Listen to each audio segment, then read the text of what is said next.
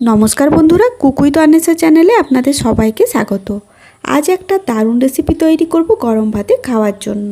মুসুর ডাল জলে ভিজিয়ে রেখেছি, আর এদিকে আদা, পেঁয়াজ, রসুন, টমেটো, কাঁচা লঙ্কা বেশ মিহি করে বাটবো। মশলার পরিমাণ একটু বেশিই রাখবেন।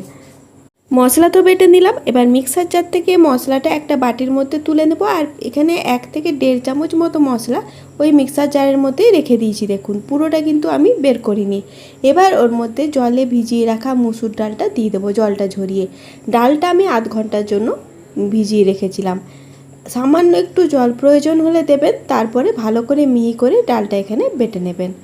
আজকে মুসুর ডালের বড়া দিয়ে একটা দারুণ রেসিপি তৈরি করব। আপনারা হয়তো মুসুর ডালের বড়ার ঝোল অনেকবার বানিয়ে খেয়েছেন, তবে এইভাবে হয়তো বানাননি।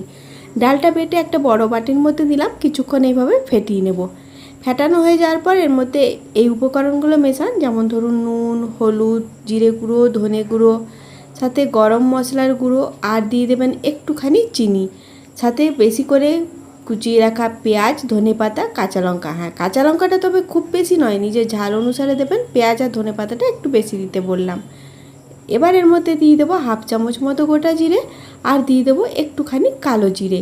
ভালো করে মিশিয়ে নিন। তারপর তেল গরম করে ছোট্ট ছোট্ট বড়ার আকারে ভাজুন। মুসুর ডালের বড়া তো অনেকেই বানান, তবে এইভাবে বানিয়েছেন কি, এই উপকরণগুলো দিয়ে একবার বানিয়ে দেখুন, স্বাদটা কিন্তু বেশ ভালো হয়। আর এই বড়াগুলো শুধু মুখেও খেতে খুব ভালো লাগে। তেল প্রথমেই বেশি দিয়ে দেবো না, তাহলে পুরো তেলটাই কিন্তু এই বড়াতে টেনে নেবে। আমি বারবার অল্প অল্প করে তেল দিয়ে এই রান্নাটা করব, যদিও এই তেলের পরিমাণ একটু বেশিই লাগবে। এইভাবে আমি চামচের সাহায্যে তুলে ছোট্ট ছোট্ট বড়া বানিয়ে নেবো। আপনারা চাইলে হাত দিয়েও বানাতে পারেন। দুবারে আমি বড়াগুলোকে ভাজবো। যতগুলো বড়া কড়াইয়ের মধ্যে ধরলো আমি ততগুলোই দিলাম। এবারে কিছুক্ষণ রেখে দেওয়ার পর আস্তে আস্তে উল্টে অপর পিঠটাও ভাজতে হবে। খুব সহজেই বড়াগুলো ভাজা হয়ে যায়। আর আগেই বললাম, এই বড়াগুলো আপনারা শুধু মুখেও খেয়ে দেখতে পারেন, দারুণ টেস্টি লাগে। বা ভাতের সাথে আর অন্য কোনো ডাল বানিয়ে নিন, তার সাথেও এই বড়া ভাজাটা খেতে পারেন, অপূর্ব খেতে হয়। এইভাবে বড়াগুলোকে বেশ উল্টে পাল্টে লাল করেই ভেজে নিয়েছি। দেখুন, বেশ অনেকটাই তেল কিন্তু টেনে নিয়েছে।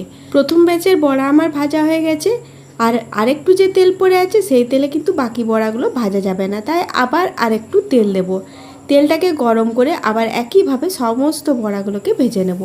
এইভাবে আমি দুটো ব্যাচে সমস্ত বড়াগুলোকে ভেজে নিয়েছি, আর বেশ লাল করে ভেজেছি। মিডিয়াম আঁচে বড়াগুলো ভাজবেন, খেতে খুব ভালো হয়। আবার কড়াইয়ে তেল দিলাম। এদিকে আলু পটল কেটে রেখেছি, সেগুলোকেও ভাজতে হবে।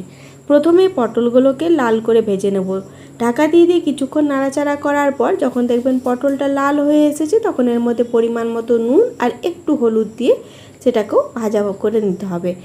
আর আপনারা হয়তো বুঝতে পারছেন, আমি তেলটা কিন্তু কম দিয়েই রান্না করার চেষ্টা করছি, তাও এই উপকরণগুলো ভাজতে তেলের পরিমাণ একটু বেশিই লাগে।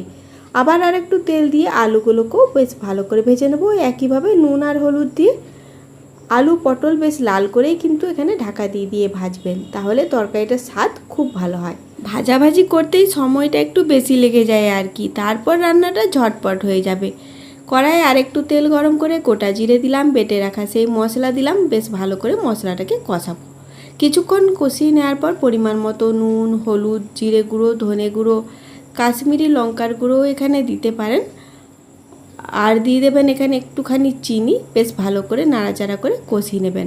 কাশ্মীরি লঙ্কার গুঁড়োটা আরেকটু বেশি দিতে পারেন, তাহলে কালারটা বেশ ভালো হয়। মশলা কষানো হয়ে গেলে ভেজে রাখা আলু পটল দিয়ে ঢাকা দিয়ে দিয়ে মিডিয়াম আঁচে খুব ভালো করে কষিয়ে নেবেন, যাতে মশলা থেকে পুরোপুরি তেল আলাদা হয়। একদম শুকনো শুকনো হয়ে এসেছে। এবার একটু একটু করে জল দিয়ে আমি আরও কিছুক্ষণ কষিয়ে নেব। ওই বড়ার বাটিতে কিছুটা জল নিয়েছি, দেখুন। আরও কিছুক্ষণ কষিয়ে নেওয়ার পর তারপর আমি পুরো জলটা এর মধ্যে দেবো। ঢাকা দিয়ে দিয়ে কষালে স্বাদটা কিন্তু খুব ভালো হয়।